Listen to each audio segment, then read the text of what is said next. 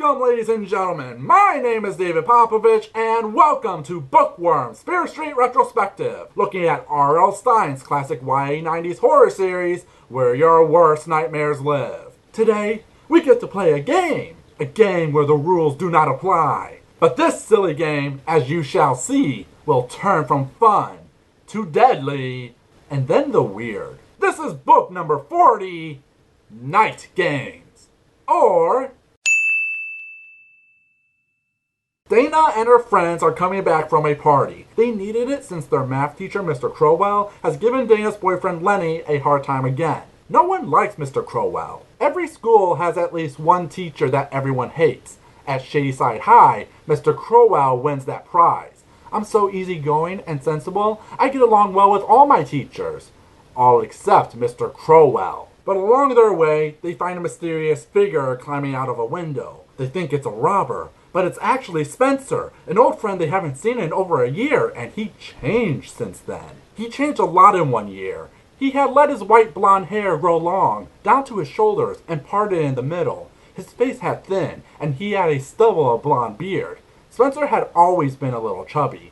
Now he looked muscular, athletic. As for why he's sneaking out of his house at midnight, sometimes I like to sneak out after midnight, he grinned. You know, have some adventures. I call them night games.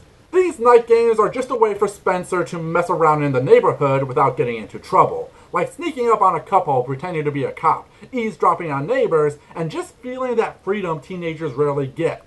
Dana's friends get interested in participating and embrace their freedom. After midnight, roaming the silent sidewalks and yards of Shadyside, we were in charge. No one to tell us to turn left, turn right, cross the street. The world belonged to us. But guess what happens? I'm sure you will never guess the obvious thing that will happen. I bet you wouldn't think the kids get more daring and start to harass Mr. Crowell that pushes their harmless fun into straight up criminal activity, or that Dana starts to get mysterious phone calls. You'll pay, Dana, came the raspy reply. You're going to pay for what you did. Oh, wow. I'm so shocked. This book has me on the edge of my seat. The cover is misleading. It shows Dana and, I guess, Lenny staring in fright with the graveyard as the background and our good old friend the moon highlighting it all. But there is no scene where they are near a graveyard. Heck, I didn't know that was what I was looking at till I examined it more. And that disappoints me because this book could have used a graveyard scene. Nighttime is the right time for trouble. And really, this book just didn't do anything for me. Mainly because it pulls the same basic climax as The Perfect Date. Like, beat for beat. Hell, isn't this the same basic setup as Fire Games? Yeah, I'm pretty sure, so this book doesn't offer anything new. Even when it gives us a look into Spencer's mind to show us he has a crush for Dana and a hatred for Lenny's way of treating her.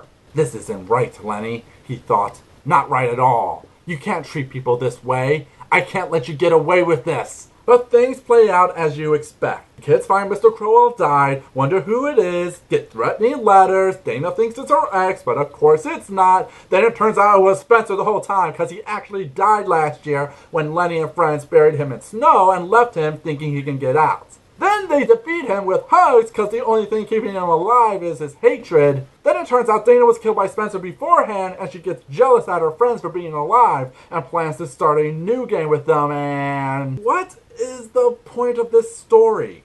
I have no idea what to take away from it. It's like several different plots are fighting over each other, but it never gives us anything to really satisfy us. Yeah, I don't really have anything else to say. This book just felt like a waste of time.